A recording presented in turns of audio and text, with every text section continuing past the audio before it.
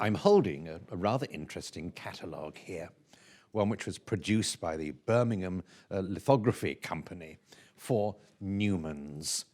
Incidentally, they had an extremely interesting telegraph address. It was Shroud, Birmingham. But the interesting thing for me, as far as this catalogue is concerned, is its date. It looks, from the quality of the printing, and indeed from the prices that they give, that it could well date from the 1890s.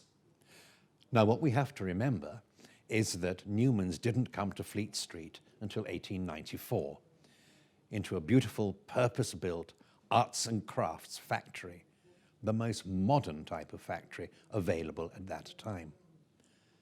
And what we probably have here with this catalogue is the very first catalogue issued of the materials that they were able to produce from this building.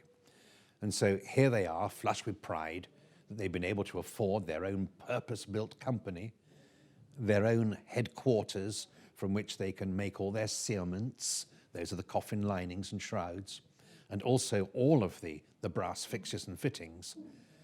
And so, fulfilled with that grandeur, they issue for the trade a beautifully illustrated catalogue. And my goodness, when you look at these prices and you go through them and see how much some of these items cost, you can realize why it is that they were the top of the scale. To purchase 6 of the solid cast brass handles was 15 shillings. 15 shillings in the 1890s was a week's wage for a clerk. So imagine the individuals whose funerals they were furnishing, persons who were of the professional classes and those who were in the upper echelons of society. From day one, they were the Rolls-Royce, and indeed they so continued in that vein for the next 100 years. It's a lovely catalogue. When you go through the catalogue, what suddenly comes to reality is that the majority of the handles that we use and their backplates look as though they have escaped from standard domestic furniture. And indeed, that is the derivative of the English coffin furniture.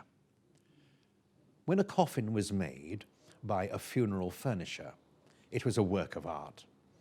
Nearly all of the funeral furnishers were cabinet makers or joiners besides, and coffins were a sideline for their wealthier clients. Those individuals knew full well of the quality of the furniture that were being made for their houses by these individuals, and indeed the quality of the brass handles placed on the drawers and cabinets. And so it was they expected their final piece of furniture, their coffin, would also have furniture placed on them that would be as grandiose as that which they saw on the domestic items of furniture within their home.